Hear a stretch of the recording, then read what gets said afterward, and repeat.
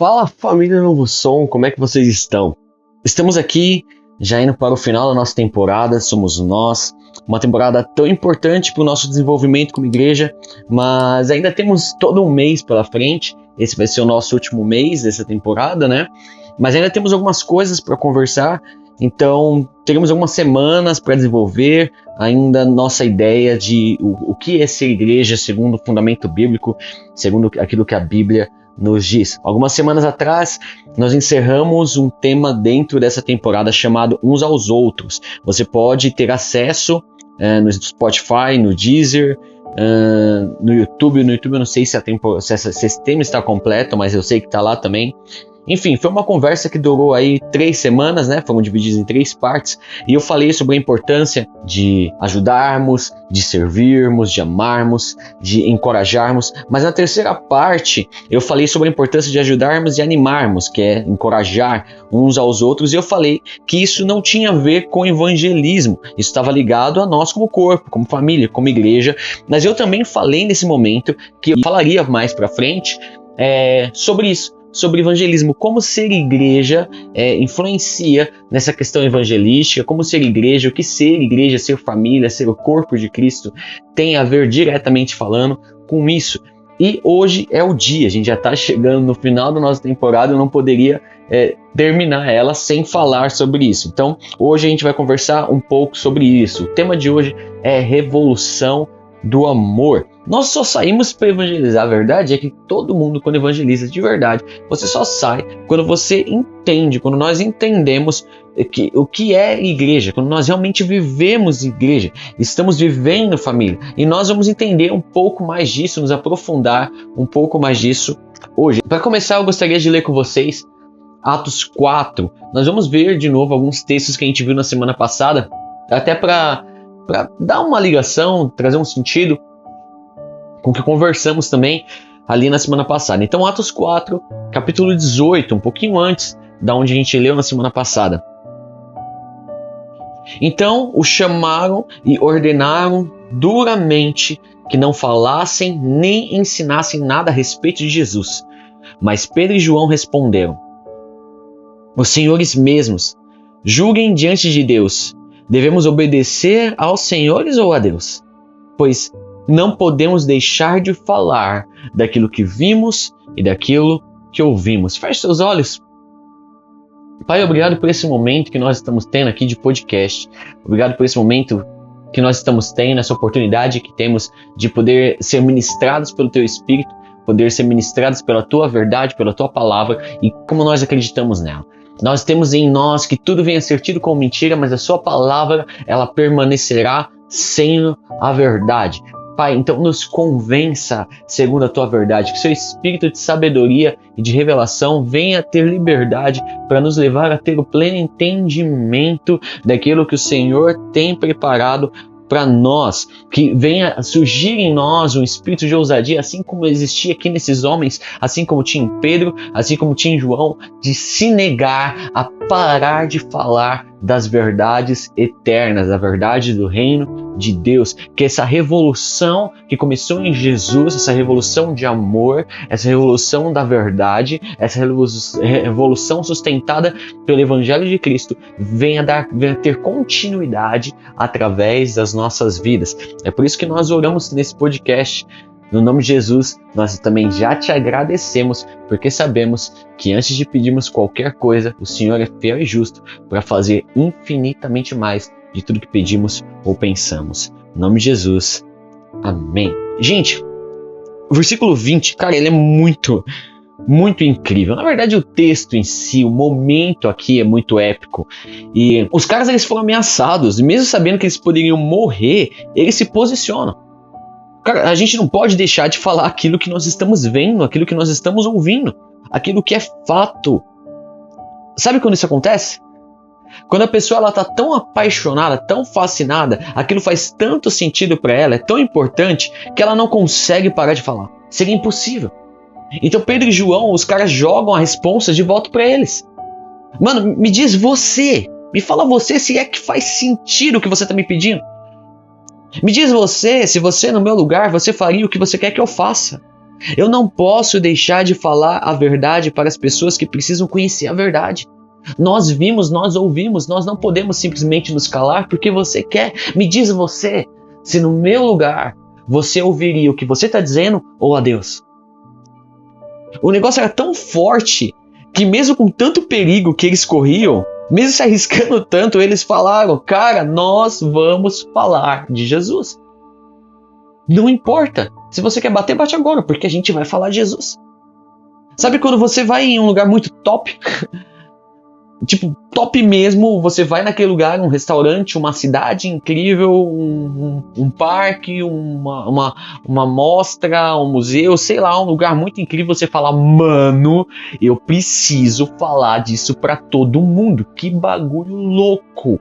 Sabe aquele lugar extremamente especial, extremamente incrível, e você não se contém, você precisa falar, e aí você fica falando pra todo mundo, daquele lugar que na verdade você nem conhece direito, mas você gostou tanto, você ficou tão impressionado, você ficou tão fascinado com aquilo, que você começa a arrastar para todo mundo, você começa a falar para todo mundo como se você soubesse de tudo, mas não porque você quer se mostrar, você quer mostrar ser alguém que você não é, ter um conhecimento que você não tem, não.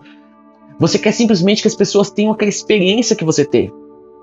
Só que às vezes as pessoas, elas não conseguem pegar, porque elas não viveram aquilo. Isso acontece porque essa foi a sua experiência, não a delas. Mas uma pessoa fascinada, ela não consegue conter aquilo que está dentro dela. É mais forte que a força que você tem de manter a boca fechada. Você está tão empolgado que você fala. Por isso que a maior ferramenta de evangelismo, ela é a fascinação. Gente, o cristão, quando ele está fascinado, ele simplesmente fala da sua fé. A pessoa, quando fascinada, ela fala mesmo sendo tímida, ela vai falar para os seus amigos, ela vai falar para a sua família, ela vai falar para alguém, ela vai falar o que ela está vivendo, aquilo que ela viu. Mesmo sem ninguém perguntar, ela fala. Gente, quando nós estamos aqui como igreja, e aí tá todo mundo fascinado, a galera tá fascinada, cara. Eu, você, cada um de nós, todos nós estamos fascinados. Isso é o mesmo que uma lareira, a lenha de uma lareira. Quando você anda com pessoas fascinadas, você começa a ser contagiado por isso. Você começa a ser impactado por isso. Você começa a agir como essas pessoas.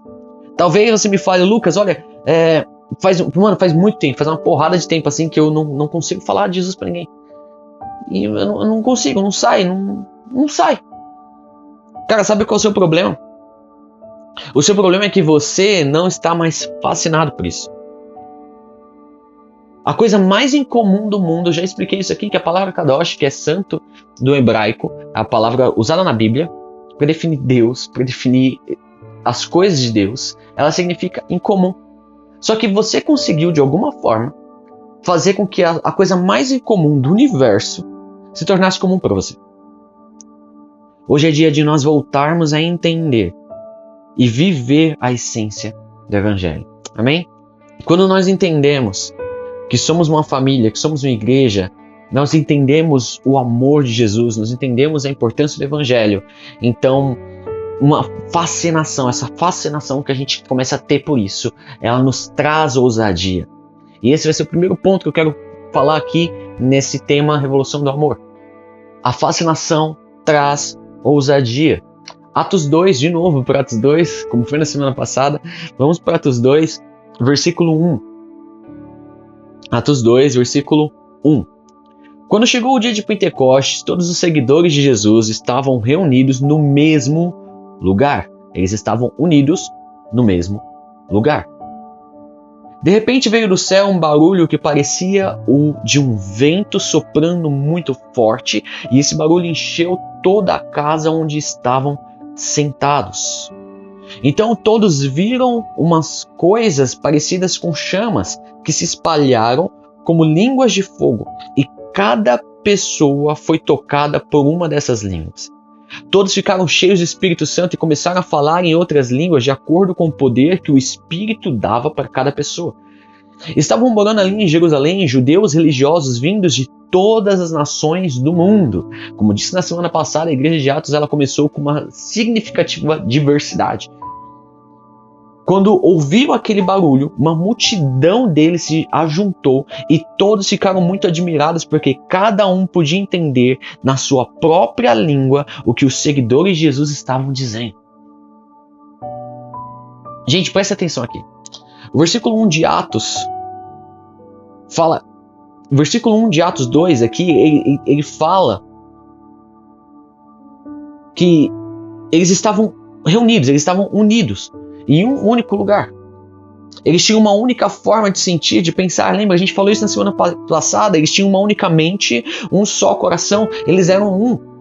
E aí no versículo 4, isso resulta em um derramar do Espírito Santo. Todos ficam cheios do Espírito Santo e eles começam a falar em línguas. Só que isso não morre neles.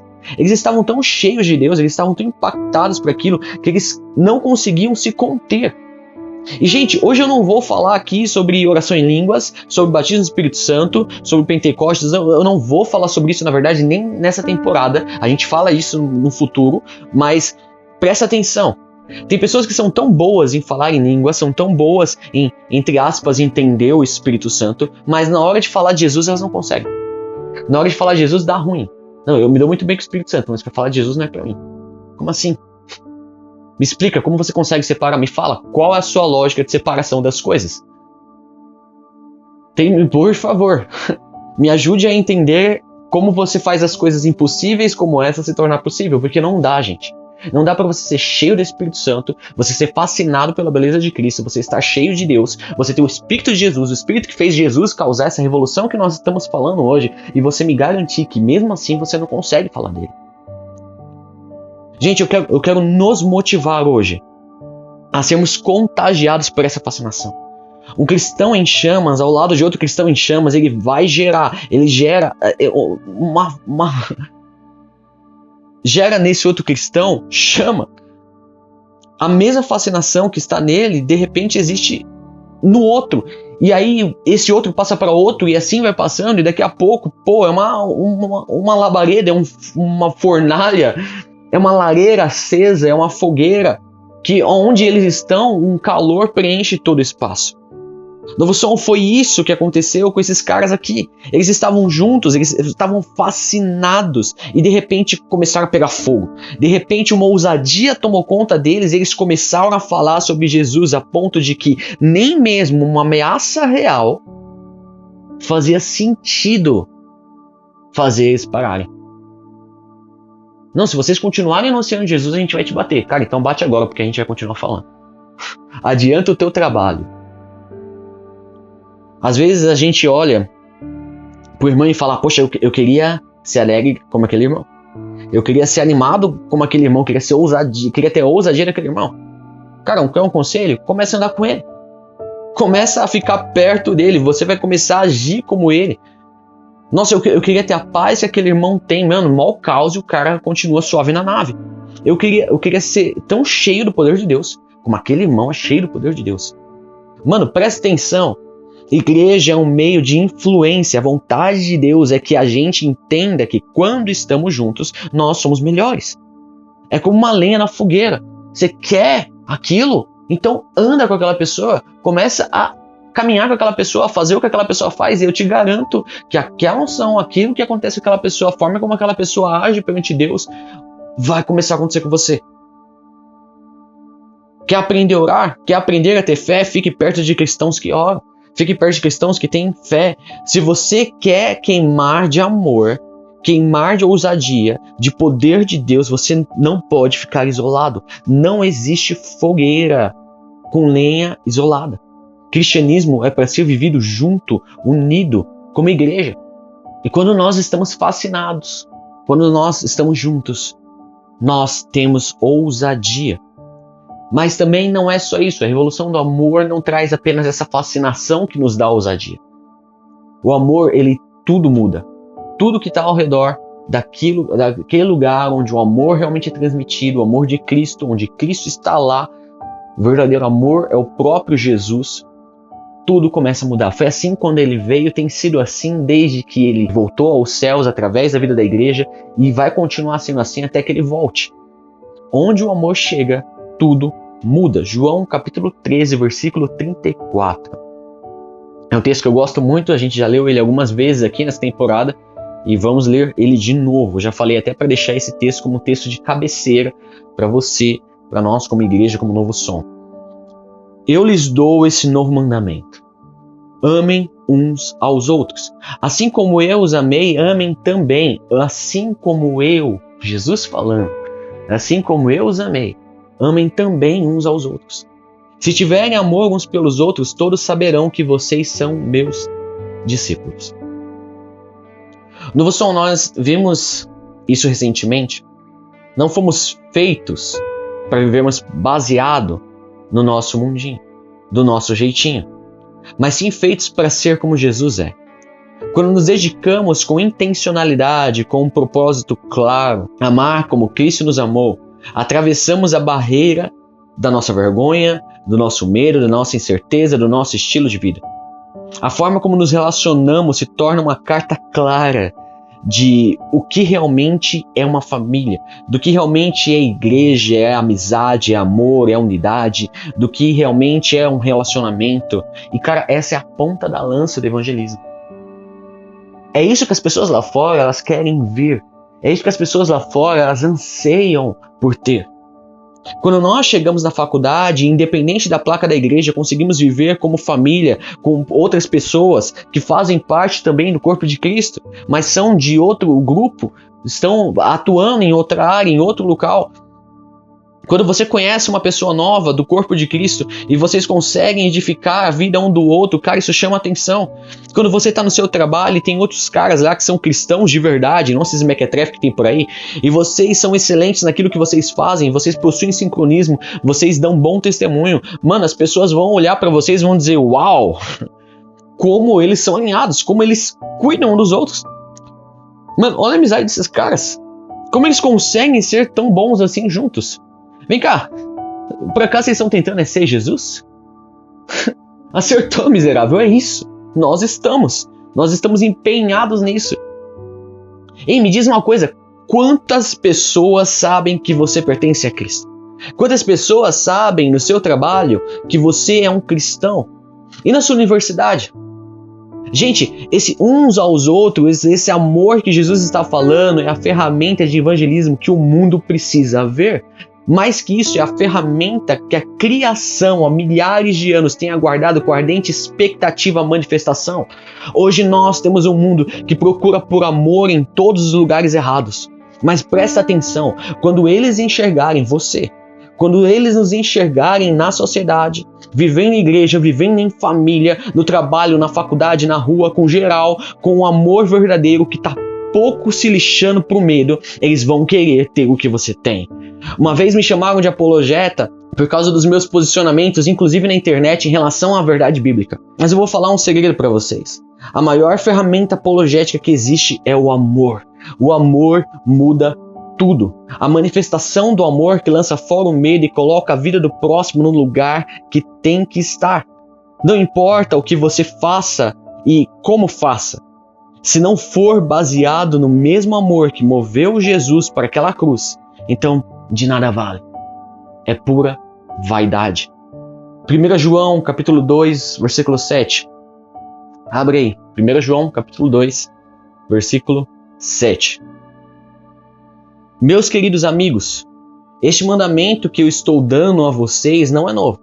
É o mandamento antigo, aquele que vocês receberam lá no começo. O mandamento antigo é a mensagem que vocês já ouviram. Porém, o mandamento que eu estou dando a vocês é novo porque a sua verdade é vista em Cristo e também em vocês. Pois a escuridão está passando e já está brilhando a verdadeira luz. Quem diz que vive na luz e odeia o seu irmão está na escuridão até agora. Quem ama o seu irmão vive na luz e não há nessa pessoa nada que leve alguém a pecar. Mas quem odeia o seu irmão está na escuridão.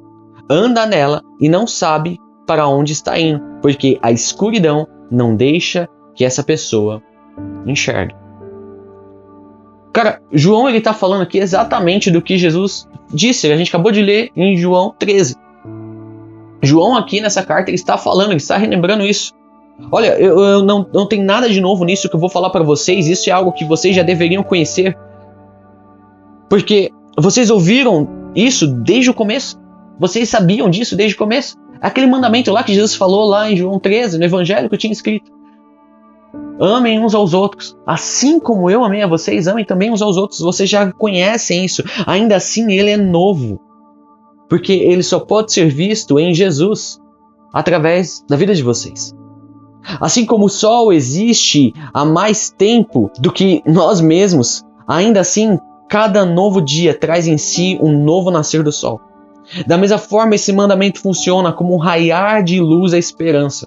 O raiar do amor de Deus por toda a humanidade se manifesta de forma nova todos os dias.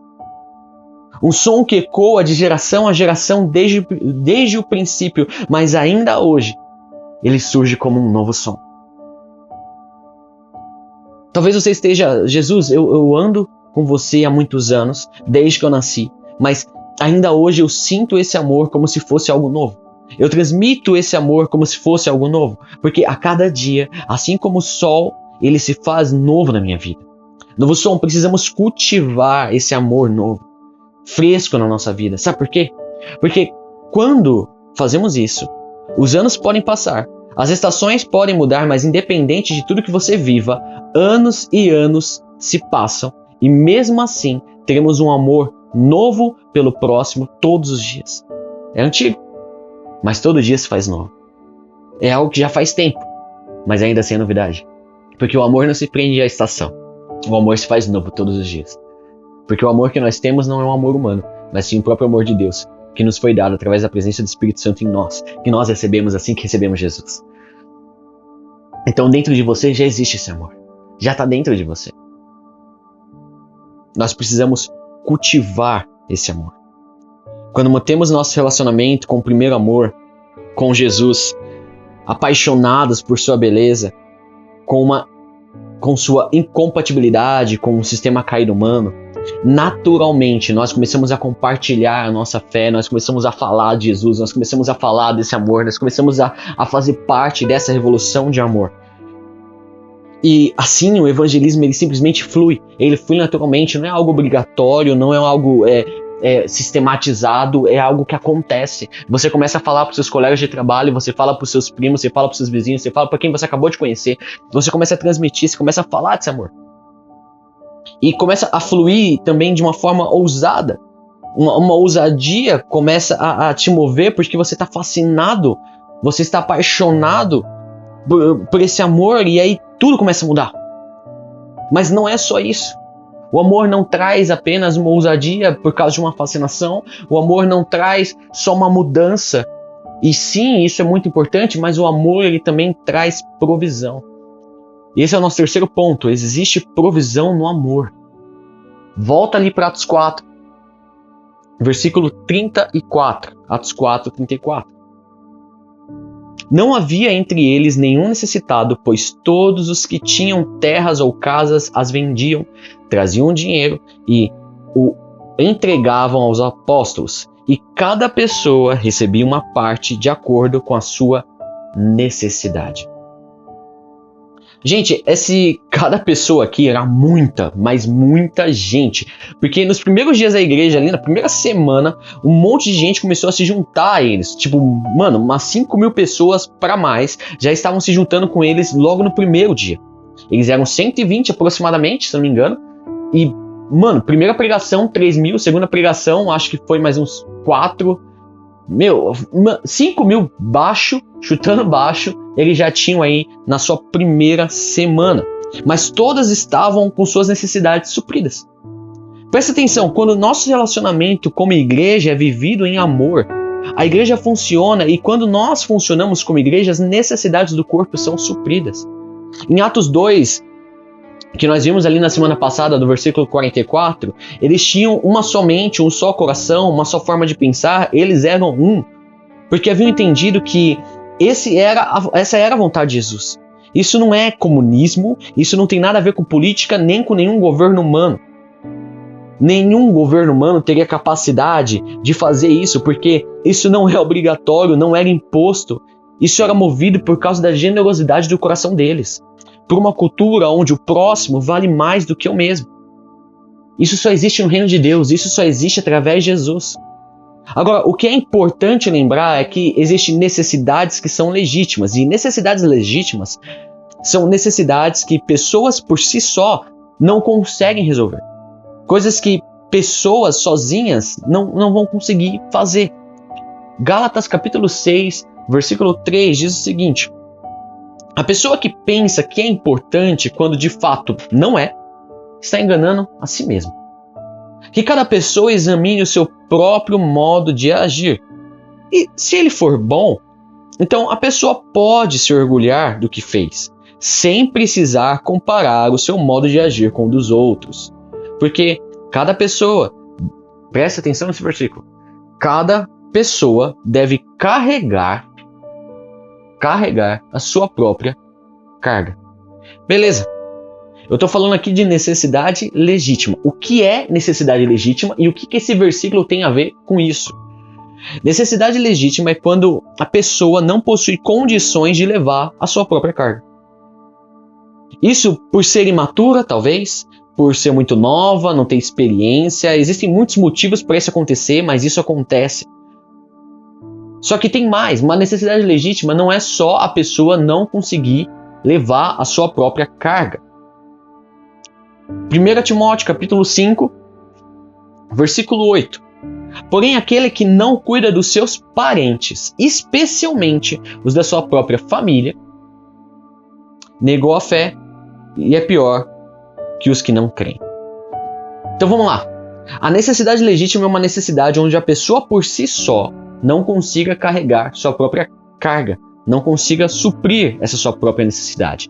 E também não consiga nem mesmo com a ajuda de seus parentes e da sua própria família. Então a ordem é essa: eu preciso suprir minhas necessidades. Caso eu não consiga, a minha família, os parentes devem me ajudar a suprir essas necessidades. A família tem que trabalhar para suprir as necessidades entre si. Mas caso não consigam, mesmo juntos, então nós como igreja, porque nós também somos família, devemos suprir essas necessidades. Devemos ajudar. Gente, nós estamos falando aqui de igreja. A Bíblia está falando de necessidades, não de desejos, ok? Não de vontade. Eu tô com uma necessidade de ter um PlayStation 5. Por favor. Eu tô com uma necessidade aí de viajar para Cancún. Eu estou com uma necessidade de comprar um carro novo. Meu amigo, isso não é necessidade. Isso aí é um desejo, isso é uma vontade. Não é disso que aqui a Bíblia está falando. Não é isso que nós estamos falando. É necessidades de verdade e não desejos. E tem mais. Essa regra não se encaixa para quem é preguiçoso. Quem vive segundo a sua preguiça não vive segundo o amor de Deus, mas sim segundo a sua própria vontade, segundo o teu ego. E a Bíblia tem uma resposta para isso. 2 Tessalonicenses, o capítulo 3, o versículo 10, diz o seguinte: porque quando estávamos aí, demos essa regra: quem não quer trabalhar, que não coma. Estamos afirmando isso porque ouvimos dizer que há entre vocês algumas pessoas que vivem como os preguiçosos. Não fazem nada e se metem na vida dos outros. Em nome de Jesus, ordenamos com insistência a essas pessoas que vivam de modo correto e trabalhem para se sustentar. Mas vocês, irmãos, não se cansem de fazer o bem. Por quê? Porque em Atos, no capítulo 20, Paulo ele continua, ele dá uma outra instrução, versículo 35. Em tudo tenho mostrado a vocês que é trabalhando assim que podemos ajudar os necessitados. Então quer dizer, nós precisamos trabalhar para sustentar, e porque essa é a forma que nós podemos ajudar, nós podemos sustentar aqueles que precisam. Deus ele vai nos prosperar, Deus vai suprir as nossas necessidades, mas um ato de fé é a ação. Uma fé sem obras é morta. E esse texto de Tiago ali que fala isso, não está falando simplesmente de um quesito ministerial. Se você crê que Deus vai suprir, você crê que o seu trabalho também vai te trazer isso. Você sabe qual é o seu propósito, eu não sei qual é o seu propósito, você sabe.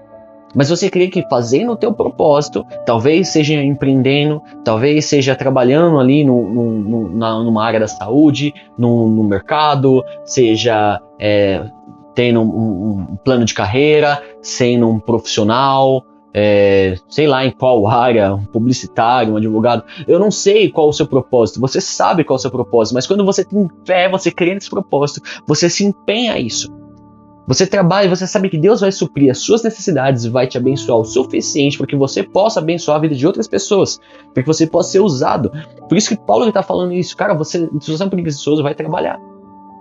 E ainda que exista um preguiçoso, gente, não se cansem de fazer o bem, porque é trabalhando dessa forma que nós podemos ajudar os necessitados. Lembre-se da palavra do Senhor Jesus. É mais feliz quem dá do que quem recebe.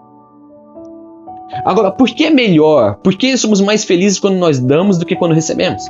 Primeiro é que dentro de você vai ser liberado um sentimento de, cara, eu posso mudar a vida de alguém. Eu posso ajudar. Eu tenho para ajudar. Libera esse sentimento. E, não sei você, eu sou uma pessoa que eu gosto muito de ajudar a galera. Eu curto isso. Eu gosto disso. E eu tenho esse sentimento. Poxa, nossa, eu ajudei aquela pessoa. É um sentimento legal que fica dentro de mim. Então, existe esse sentimento, só que, cara, esse é um sentimento humano. É bom, mas é humano. A coisa mais importante aqui é que quando você é generoso com alguém, você tem um senso de gratidão por já ter recebido de Deus a provisão para a sua vida e para abençoar a vida do próximo. E tem mais. Você tem certeza que Deus vai te retribuir. Aquela pessoa, talvez não, talvez você nem veja mais ela, mas você tem a certeza que Deus, ele vai te retribuir. Porque ele é o Deus que vê o que você faz em segredo, como Jesus disse ali no Sermão da Montanha, e ele vai te dar a recompensa. Quando nos relacionamos como igreja, isso gera provisão, e muitas vezes Deus está querendo te prosperar enquanto você abençoa a vida de outras pessoas, mas você ainda não está percebendo isso. Você ainda não conseguiu entender isso. Hebreus capítulo 13, isso aqui é muito interessante, versículo 1. Continuem a amar uns aos outros. Continuem a amar uns aos outros como irmãos em Cristo. Não deixem de receber bem aqueles que vêm à casa de vocês, pois alguns que foram hospitaleiros receberam anjos sem saber. Gente, presta atenção aqui. O escritor aos Hebreus, ele fala especificamente sobre a igreja. Ele está dizendo, cara, continue a amar uns aos outros como irmãos em Cristo. Então ele está falando aqui da galera da igreja, está falando da gente. Isso fica claro no versículo 1. No versículo 2, ele não está falando, então, para você ficar recebendo gente esquisita, gente estranha na tua casa. Esquisito, eu acho que todo mundo é, né? Mas estranhas, pessoas que você não conhece, pessoas que você nunca viu na vida. Não é isso, você não vai abrir a sua casa para entrar um monte de gente que você nunca nem viu. Não faz isso, pelo amor de Deus. Ele está falando sobre receber aqueles que fazem parte do corpo. Ele está falando sobre receber a igreja, o seu irmão, receber alguém que talvez precise ali dormir, passar uma noite na sua casa. Quantas vezes eu mesmo precisei fazer isso, mano, desde a minha adolescência, dormir na casa de alguém da igreja. Quantas vezes eu vi meus pais também recebendo gente lá na casa deles. Enfim, a palavra anjos no grego, ela pode se referir especificamente, literalmente, a anjos mesmo, o ser angelical, mas ela também pode se referir a mensageiro de Deus. Pessoas que trarão uma palavra de Deus para a sua vida. Quando zelamos pela vida do nosso irmão, quando nós amamos, nós cuidamos deles, nós corremos o risco de sermos edificados por Deus através da vida desse irmão. E de uma forma que talvez nem ele, nem você imagine ou espere. Uma palavra-chave que estava te faltando e Deus ele pode dar nesse momento. Enquanto você está servindo, ajudando, sendo generoso com aquele irmão, com aquela irmã, Deus ele vai suprir suas necessidades. Não porque essa é uma troca que você faz com Deus, mas Deus ele conhece as nossas capacidades e sabe que não conseguimos fazer tudo ao mesmo tempo. Então, durante toda a Bíblia, você vai ver homens e mulheres que, enquanto cuidavam das coisas de Deus, Deus se mantinha cuidando deles. Eu creio que estamos chegando em tempos de vivermos provisões sobrenaturais nas nossas vidas. Já começamos a viver isso ano passado como igreja, instituição, falando, mas também muitos irmãos eles compartilharam comigo seus testemunhos de como Deus os abençoou em tempos de crise, como nunca antes eles tinham vivido, como eles nunca tinham passado por isso, e Deus foi lá e abençoou, mas cara, isso não é para alguns, isso não é para um e para outro, não, isso é para todos nós, isso é para Novo Som, isso é para a Igreja de Cristo, e eu tenho certeza que isso é para você, e mais, isso é para além de nós, existe provisão no amor. Nós, Novo Som, temos uma missão de transmitir essa revolução, de lutar contra os conceitos humanos que há tantos anos têm cegado pessoas e os afastado de Cristo em lugares que, em teoria, na verdade deveria aproximar. Nós temos uma mensagem para declarar. E para todos aqueles que possam nos ouvir e nos considerar como os renegados, os rebeldes, os encrenqueiros, os hereges, os desviados, os que insistem em ser uma peça redonda de um buraco quadrado, os peixes fora d'água, as ovelhas negras, temos uma coisinha para dizer. Somos os que veem as coisas de forma diferente. Os que não suportam mais religiosidade. Os que não se importam e não desejam e nem se vendem por status. Podem falar de nós. Podem discordar de nós, nos amar ou até nos odiar. A única coisa que ninguém pode fazer é nos ignorar, porque nós mudamos as coisas. Enquanto alguns nos veem como loucos, nós nos baseamos em Jesus, no maior gênio que já existiu. Então gravem isso que eu vou dizer. As pessoas que são loucas o suficiente para achar que podem mudar o mundo são as únicas que realmente podem fazer isso.